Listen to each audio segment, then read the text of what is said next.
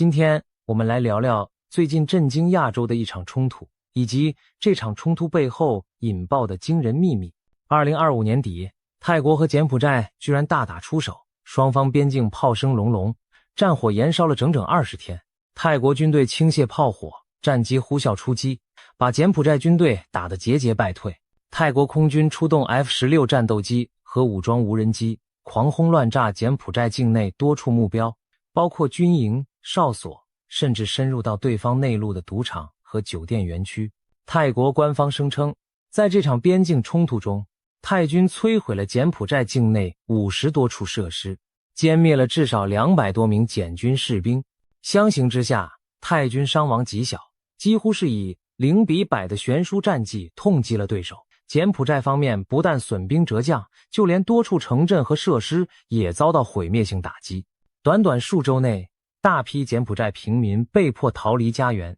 超过14万居民仓皇撤离边境。这场突如其来的战争以泰国几乎碾压的优势告一段落。表面看来，泰国是为了边界主权把邻国狠狠揍了一顿，然而在硝烟背后却意外炸出一个惊天黑幕。这个黑幕竟然直指某位大国领袖要活到150岁的野心秘密。这场泰柬战争表面导火索是领土纠纷，其实内情远不止如此。泰国和柬埔寨的边境长期存在划界争议，特别是围绕博威下寺一带的归属问题，两国早有心结。但是单凭领土矛盾不足以解释2025年这场冲突为何打得如此狠如此突然。事情还要从柬埔寨境内近年猖獗一时的跨国电信诈骗园区说起。原来在柬埔寨，尤其靠近泰国的边境地区，盘踞着许多由犯罪集团经营的诈骗产业园。这些园区里关押了成千上万来自各国的年轻人，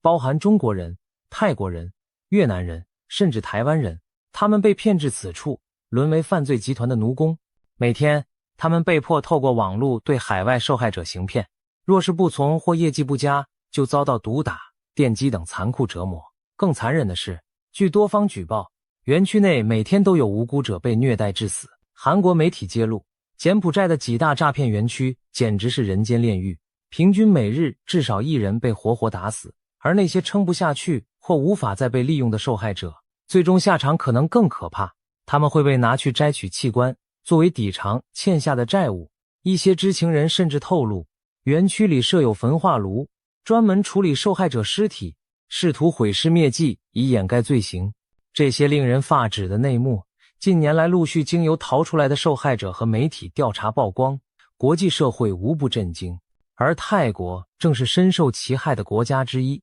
无数泰国公民被诈骗集团骗财，甚至诱拐到柬埔寨沦为阶下囚。可以说，柬埔寨境内这些猖獗的犯罪园区严重威胁着泰国的经济安全和社会治安，也让泰国民众怒火中烧。所以许多分析认为，泰国此番对柬埔寨开战，背后真正的诱因正是要扫荡毗邻国境的诈骗园区。泰国政府早已对检方纵容电信诈骗集团活动多次抗议无效，终于决定以武力解决这颗毒瘤。事实上，在战火重燃前夕，泰国方面就有所行动。2025年12月初，泰国新任总理阿努廷高调宣布，泰国警方冻结并查没了一批涉案资产，价值高达约100亿泰铢。这些资产据称属于活跃于东南亚各地诈骗园区的几名黑帮首脑，包括柬埔寨知名财阀太子集团的负责人陈志，一名柬埔寨参议员，以及2名泰国籍共犯。泰国警方的雷霆反诈行动无疑刺中了背后势力的痛处。有军事分析人士指出，泰方在打击诈骗园区幕后金主仅仅5天后，12月7日泰柬边境战火便突然再度点燃，这恐怕不是巧合。或许正是泰国对柬埔寨权贵动手的行动激怒了柬埔寨当局某些人，导致局势急剧恶化。于是，一场领土纠纷夹杂着扫黑行动的战争爆发了。随着泰国大军强势出击，令人意想不到的事发生了。泰国人在攻打柬埔寨的过程中，居然发现并摧毁了人体器官移植中心这样毛骨悚然的目标。根据泰国军方的公开消息，泰国军队在空袭中炸毁了柬埔寨境内多处设施，其中包括诈骗园区、赌场、酒店，以及一个专门从事人体器官移植的中心。这条消息一出，举世哗然。虽然过去就有传闻说，在那些罪恶园区里发生着活摘器官的勾当，但泰国官方的战报等于证实了这些传言的真实性。试想，一个国家的军队竟把另一国境内的移植中心当作正当军事目标予以摧毁，这意味着什么？这意味着那些诈骗园区早已不只是诈骗这么简单，而是发展出了一条残忍的黑色产业链，从骗财到害命，从人口贩卖到器官买卖，一应俱全，形成自给自足的恐怖王国。而更令人细思极恐的是，柬埔寨境内怎会出现专业的器官移植机构？这背后难道没有更大的黑手在操控吗？随着泰国军方揭开这黑幕的一角，许多暗藏于幕后的势力渐渐浮出水面。首先浮现的是柬埔寨长期以来对这些犯罪园区的纵容，甚至直接参与分赃。众所周知，柬埔寨执政超过40年的洪森家族势力庞大，其子嗣和亲信掌控国家军政、经济要害部门。外界一直质疑，在洪森时代，柬埔寨为何会成为跨国犯罪乐园？从网络诈骗、网赌到人口贩运，各种非法勾当泛滥，全世界的不法分子仿佛都把柬埔寨当成避风港，而这背后很难不让人怀疑是有高层保护伞在撑腰。此次泰柬冲突中，洪森之子洪马奈刚刚接班出任首相，就碰上国家军队被打得落花流水，颜面扫地。洪森家族可谓颜面尽失，损失惨重。有观察家甚至断言，泰国的坚决出击很可能动摇洪森家族在柬埔寨的统治根基，因为这次不仅是军事上的失利，更是将柬埔寨暗中勾结犯罪集团、荼毒邻国的恶行公诸于世。洪森政权多年的黑暗版图似乎被撕开了一道口子，露出里面腐败肮脏的真相，而紧随其后，被撕开的这道口子又继续向深处裂开，指向了另一个更加庞大而隐秘的势力——中国。的确，要在柬埔寨这样一个人口不多、技术落后的国家建立起完善的人体器官移植中心，绝非当地黑帮自己能耐所及。其中涉及先进的医疗设备、专业的外科医生团队、器官保存、运输技术，以及最终器官移植的病人来源。这一切暗示着，在柬埔寨的犯罪园区背后，很可能有来自中国的强力支援和参与。首先，众多证据显示，柬埔寨近年的诈骗产业其实是以中国籍罪犯和资金为主导。像是前面提到的太子集团陈志，就是一位在柬发迹的华人富豪，他被指控透过投资房地产、赌场和园区开发，暗中支持电信诈骗和网赌产业。再比如，被泰国点名的那位柬埔寨参议员，也被传与中国一些灰色产业有染。大量中国籍嫌犯曾在柬埔寨被捕或被引渡回国，说明这些园区根本就是国际犯罪集团以中国人为骨干在运营。而更明显的是，那些在园区内被发现的所谓生命科学机构，几乎清一色都带有浓厚的中国背景。泰国炸毁的人体器官移植中心所在地，据悉是在柬埔寨西部靠近泰国边境的一处大型园区。有人调查发现，该园区内设有一个号称生物医学实验室或生命科学园的机构，其网站使用的语言只有简体中文和英文，几乎不对本地开放。更惊人的是，这家机构对外宣称的合作伙伴，居然包括中国湖南省的一家知名三甲医院，以及某中国官方背景的医学研究单位。他甚至持有由中国某权威部门颁发的执照或认证资格。换言之，这分明是一个由中国人主导、服务对象针对中国乃至全球富裕客户的生技机构，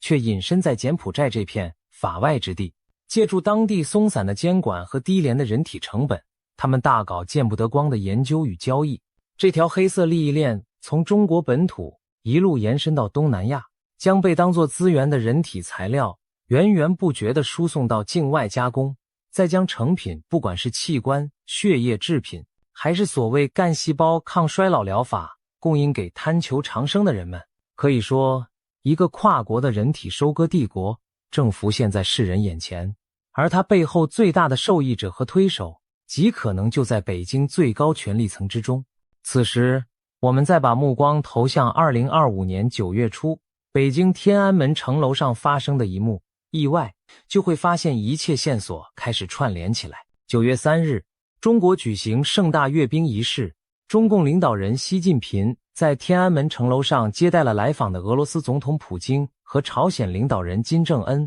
正当几位元首边看阅兵边寒暄时，一段翻译人员忘记关闭麦克风的对话被直播了出去。这段对话内容随后在网络上疯传，其中最引人注目的一句话就是习近平说的：有人预测呢，本世纪呢，人可能可以活到150岁。普京当时谈论的是生物技术让人类器官不断移植，甚至长生不老的话题，而习近平的回应等于是意味深长的附和：本世纪人类可能活到150岁。这一句话可不是随口戏言，它很快被外界与中共高层追求长寿的不寻常动向联系起来。没过多久，一个神秘的词也再度进入公众视野：981首长健康工程。原来早在2019年前后，中国坊间就流传着所谓981工程的传闻。据称，这是解放军总医院、北京301医院牵头，专门为中国最高层领导人打造的延年益寿计划。这项秘密工程号称要把中共高官的寿命延长至150岁。为此，他集结了全国顶尖的医学力量和资源。据曝光的讯息，981工程由解放军总医院和军事科学院牵头，汇聚了7位首长级保健专家、30多名特供医生，还有170多位各领域的会诊权威。工程下设防癌、防猝死、抗衰老、器官移植等11个专门科室，甚至连性腺维护这种听起来匪夷所思的课题都包含在内。这还没完，工程旗下划分3大子项目：健康促进、疾病预防和寿命延长，全方位围绕一个目标服务，让党和国家领导人尽可能长寿，不生大病，延缓衰老。据称，该工程除了专属医疗团队外，还建立了一个庞大的会员网络。截至2021年底，981健康科技集团的会员人数已超过3700人。这些会员想必涵盖了全国各地的达官显贵和富豪权贵，他们渴望获得981工程提供的顶级医疗和抗衰老服务。如果这一系列传闻属实，那么可以想见，在中国确实存在一个由上而下推动的长生梦计划，它汇集了中共最核心的权力和资源，不惜一切代价也要挑战人类生命的极限。那么，习近平在阅兵时和普京谈笑间透露，活到150岁的话头，会不会就源自这个981工程呢？是不是意味着中共领导层对此深信不疑，已经投入巨资并取得了一定进展？联系到柬埔寨诈骗园区里爆出的种种黑幕，我们开始看到一条完整的图景逐渐成型。为了满足自己对长生的不懈追求，中共权贵们动用了国家力量和庞大资源，在国内外同步展开了一场延寿实验。在国内，他们以举国体制集中了最优秀的专家和尖端技术，开发抗衰老药物、基因疗法、器官再生等尖端医学。在国外，他们利用像柬埔寨这样的弱小国家作为基地，大规模供养黑市的人体材料供应链，两相结合，就是要打破人类寿命极限的禁区。听起来简直像科幻小说或恐怖电影的情节。一边是白大褂加身的科学家们在豪华实验室里提取血清，培养干细胞，另一边是在肮脏阴暗的园区牢笼中，无数年轻人被当成人矿，开采抽血，摘取器官，甚至连婴儿都不放过。关于婴儿的黑幕实在让人不寒而栗。根据爆料，在东南亚某些生命科学园区内，居然存在着骇人听闻的婴儿交易和实验。犯罪分子诱拐或强迫年轻女性充当代孕工具，生下的婴儿不是被卖掉，就是直接成为他们提取青春原液的对象。有目击者称，他们将尚在襁褓中的婴儿集中囚禁，用残忍手段穿刺他们的脊椎骨，以抽取脊髓液，从中提炼出含有丰富干细胞的制剂，作为有钱人的不老药。这种丧心病狂的实验让人想到中世纪吸血鬼的传说，然而它竟然以现代科技的名义在现实中上演。如果没有泰国这一仗，我们几乎无法相信如今世界上真有如此泯灭人性的勾当。除了婴儿，年轻血液亦成为权贵们趋之若鹜的商品。前阵子中国网红虞美人自曝，她每个月花150万到200万人民币进行换血疗程。疗程使用的是从17岁到21岁健康男性的血液中萃取出的微囊泡和年轻蛋白，一次注射价格高达100万人民币。这名网红的炫富言论震惊舆论，人们不禁要问，他每月用掉如此巨量的年轻血，这血从哪里来？一般正规的献血管道根本无法提供这么多高纯度的提取物，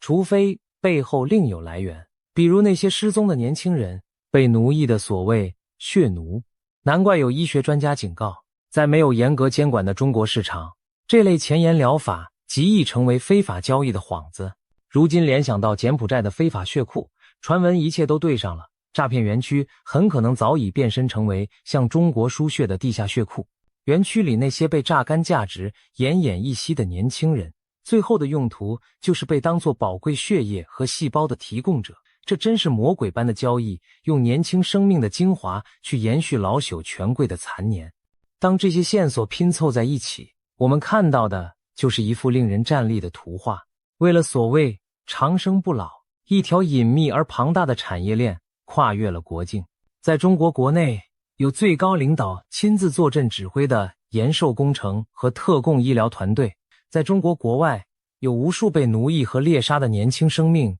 成了延寿工程的原料。在这条产业链上，每个环节都充满罪恶：活摘器官、贩卖血液、虐杀人口、贩婴卖孩、罄竹难书。而整个产业链的顶端指向的正是那位口口声声说着人可以活到150岁的大国领袖本人。如果这一切推论属实，那么习近平以及中共高层追求长生背后的代价，竟是如此残酷和害人无数他人的鲜血与生命。或许有人会问，难道习近平真会相信这些邪门歪道能让自己活到150岁？他难道愿意成为换血续命的实验品吗？有评论戏称，习大大不会拿自己当小白鼠的。但同时我们也不得不看到，历史上多少帝王将相对长生不老趋之若鹜。秦始皇吃丹药，武则天求仙方，最后无非是自欺欺人。然而在现代科技的包装下，长生梦似乎又有了新说辞。当掌握无上权力的人贪恋生命，不愿放手权杖时，他真的可能铤而走险，不惜尝试各种极端手段。习近平今年已经年近70，正是古人所谓古稀之年。然而对他而言，70岁或许还远远不算年迈，他还期待着100岁甚至150岁的人生。有人形容他主政以来种种集权举措，似乎有意为超长期执政做准备。如果一个领导人真觉得自己可以活到150岁，那么在他眼里，任何政治对手都不过是过眼云烟，任何承诺任期制度都形同虚设。在这样的心态下，我们就不难理解为什么习近平在位期间不惜一切地加强个人崇拜，清除异己，塑造永续领袖的地位。因为他心中可能盘算着一个超乎寻常的时间表，以几十年乃至近100年的寿命去实现他对中国和世界的愿景。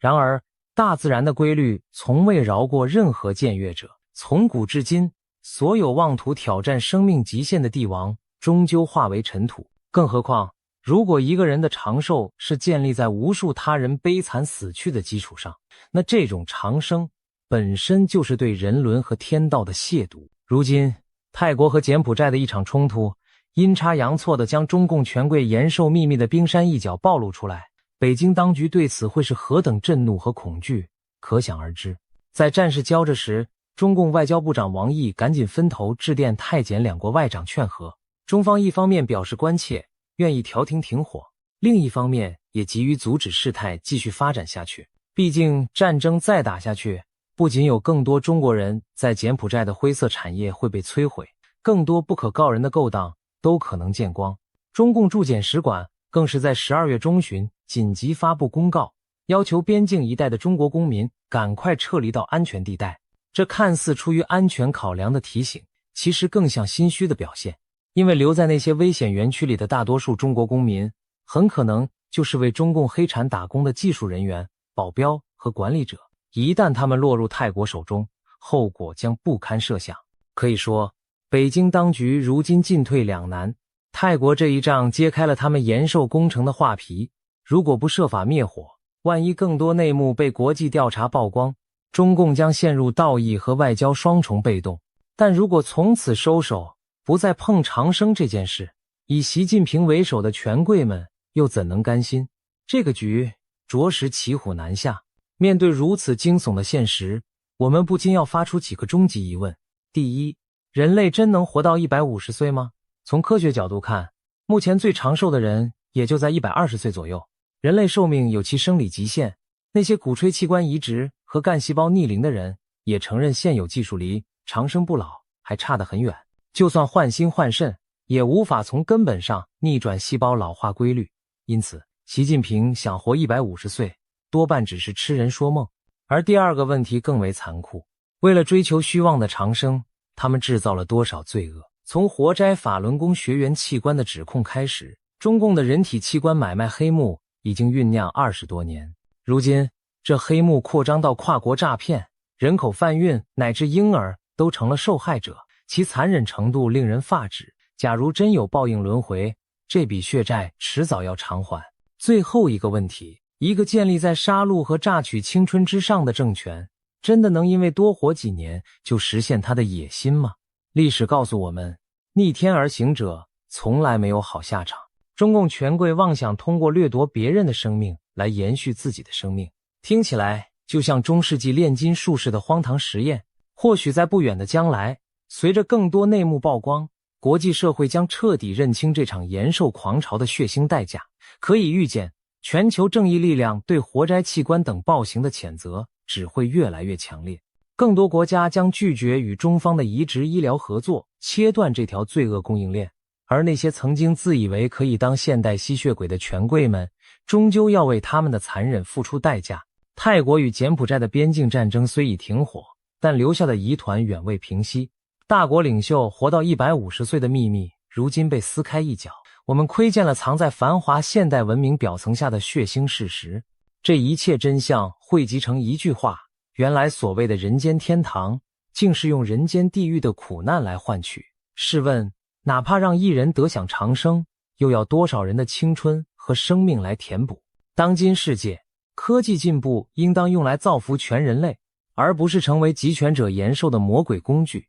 太监之战给我们敲响了警钟，我们必须正视并制止这种挑战伦理和人性的罪恶产业，否则每一个沉默的纵容都可能助长更多无辜的牺牲。万幸的是，真相的火花已被点燃。我们期待国际社会展开深入调查，还原这场延寿黑幕的全貌，也期待正义终将到来，令加害者受到应有惩罚，还受害者一个公道。或许习近平以及那些贪恋长生的权贵们该醒悟了，长生不老之梦只是黄粱一场，他们即便穷尽国家财力寿元延长，又能如何？与其筑梦150岁，无宁脚踏实地为国为民谋福。如果一意孤行，最终只会落得搬起石头砸自己的脚。在历史的长河中，没有谁能永远掌权不朽，倒是那些罔顾人命、逆天而行的暴行，终将被写进史册，永远警醒后人。正如中国古话所说，天网恢恢，疏而不漏。当血债累累之时，报应或许已在路上。当我们回首这段离奇又黑暗的故事，不禁感叹，现实竟比小说更加疯狂。我们只能寄望，透过国际联手和世人关注，这场荒诞的人体延寿实验能被早日终结。在道德与法律的审判台上，那些以他人生命为代价妄想长生的人，必将被钉上耻辱柱。至于长生不老的秘密，或许最终证明，不是不报，时候未到。150岁的神话终究会破灭，人终究还是要回到人间正道上来。